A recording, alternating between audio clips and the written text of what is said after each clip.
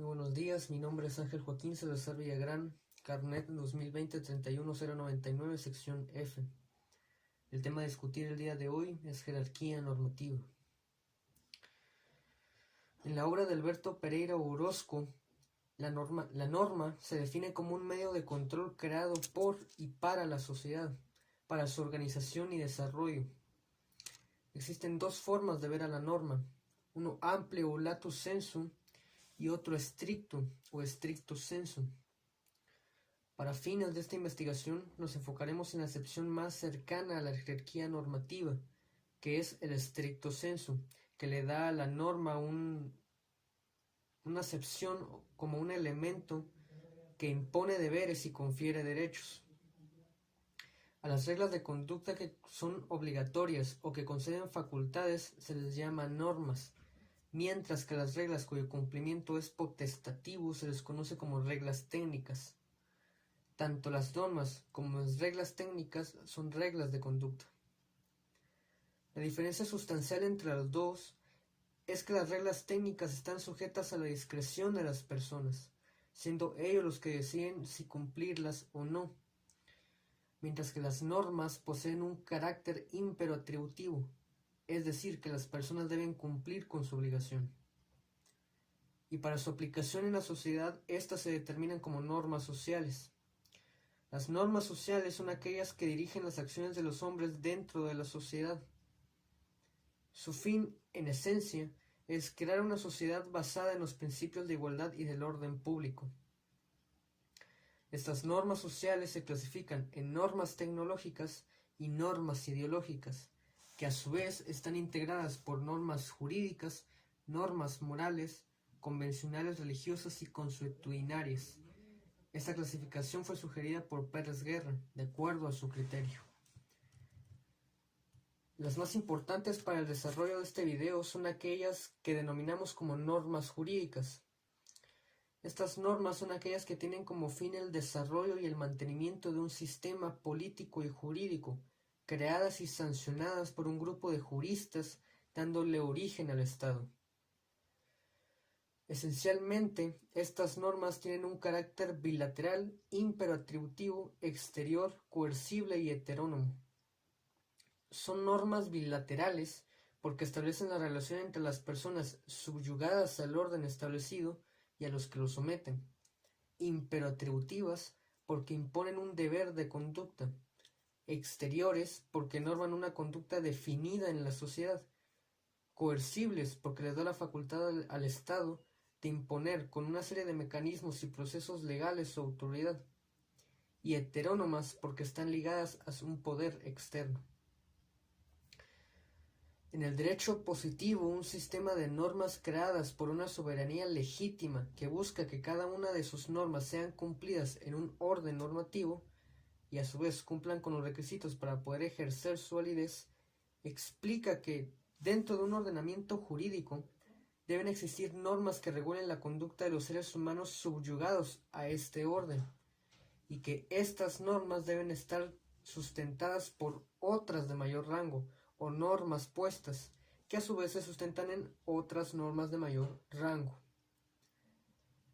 Algo que Hans Kelsen, jurista y filósofo austriaco, explicaba en sus obras es que en medio de estas normas debía existir una que estuviera por encima de todas las demás, que no estuviera sujeta a ninguna otra clase de norma y a la que se le podía denominar de dos formas, norma supuesta o norma fundamental.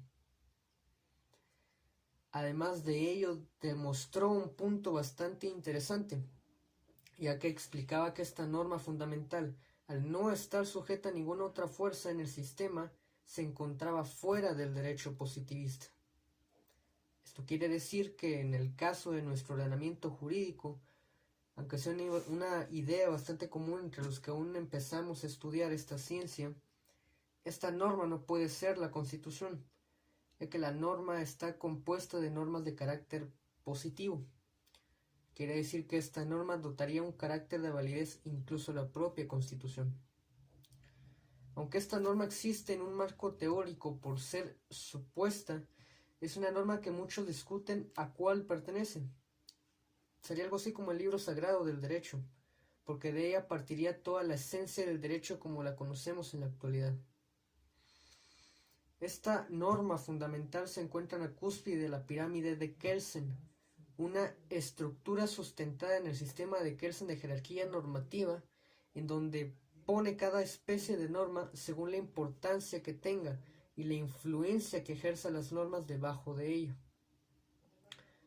Ahora bien, algo importante que hay que señalar es que en esta pirámide no tiene una clasificación reglamentaria específica, ya que esta pirámide varía según el ordenamiento jurídico al que pertenezca y bajo la política que el Estado ejerza interna e internacionalmente. Nuestro caso, por ejemplo, es particular. Para el ordenamiento jurídico guatemalteco ya instituido, esta norma fundamental, a pesar de lo que mencionamos con anterioridad, vendría siendo nuestra propia Constitución, la Constitución Política de la República de Guatemala. Las leyes escritas dentro de esta norma son de aplicación general, es decir, su validez se extiende a todas las personas con residencia en la República y que estén de paso por el territorio. Son creadas por una Asamblea Nacional Constituyente, un órgano temporal y de carácter extraordinario, y aunque puede ser reformada bajo una serie de condiciones muy específicas, muchos de sus artículos no están abiertos para reformarse. Para Máximo Pacheco, un jurista chileno, la Constitución Política es la ley fundamental del Estado que establece las bases de su organización y la forma de su gobierno. Contiene normas jurídicas que determinan la forma del Estado, el régimen de gobierno, las garantías de los derechos de las personas, la organización y atribuciones de los poderes públicos que ejercen las diversas funciones del Estado, el régimen administrativo, el procedimiento de reforma de la Constitución Política, etc. Esta definición es la que más se acerca a lo que la Constitución representa en nuestro país. Debajo de esta norma están las normas ordinarias. Haciendo un paréntesis, Guatemala reconoce la participación de organizaciones internacionales en materia de derechos humanos, debido a que el país pasó por épocas en las que los derechos de algunos grupos étnicos fueron vulnerados en resguardo de las fuerzas gubernamentales, validando la rectificación de pactos y convenios en materia de derechos humanos. Por ejemplo, la Corte de Constitucionalidad guatemalteca mantiene el principio de que en la cúspide del ordenamiento jurídico guatemalteco está la Constitución, y que los tratados y convenciones en materia de derechos humanos ratificados por Guatemala deben ingresar al ordenamiento jurídico con carácter de norma constitucional y no puede reconocérseles ninguna superioridad sobre la Constitución. Sin embargo, al mismo tiempo, reconoce a los instrumentos internacionales sobre derechos humanos como parte integrante de aquel parámetro. Es por ello que en el mapa que les estoy presentando, al lado del cuadro de la Constitución se encuentran los tratados y convenios.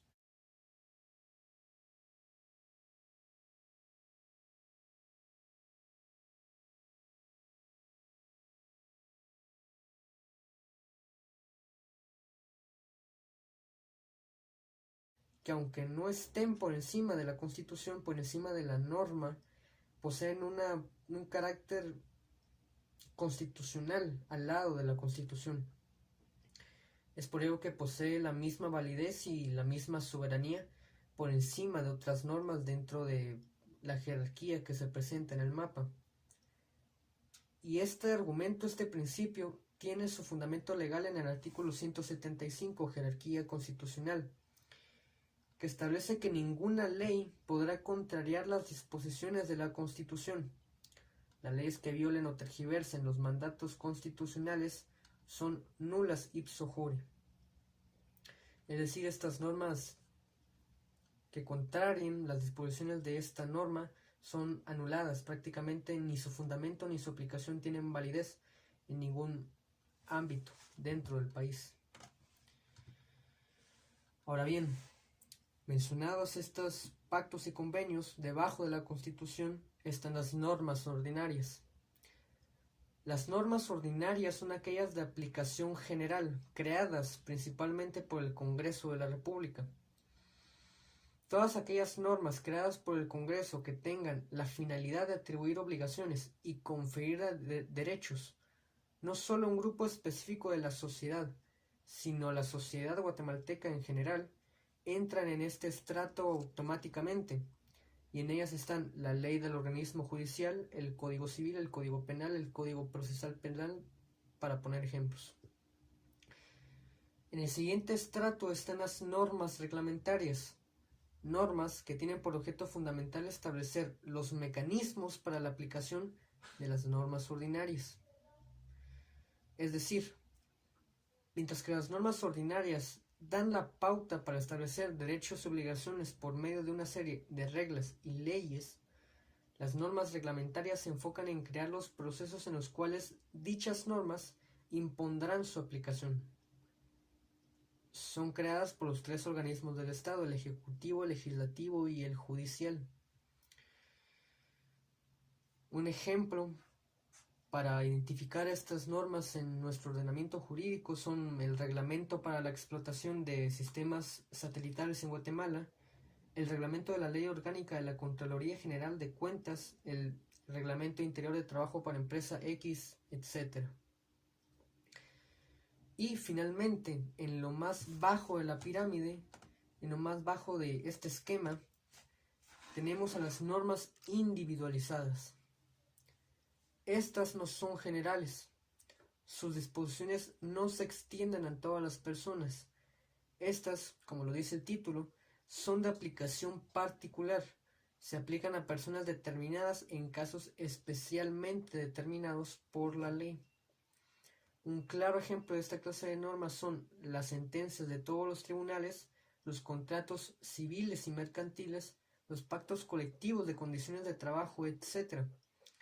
Y un ejemplo de norma individualizada, una que yo encontré a partir de esta investigación, es la sentencia número 2224/2019 de la Corte Suprema de Justicia, una sentencia en contra de un recurso de apelación emitida en contra de otra resolución emitida por uno de los funcionarios del Estado. La jurisdicción de esta sentencia no se extiende a todos los habitantes de la República, sino que se limita nada más su aplicación en las partes que integraron el caso.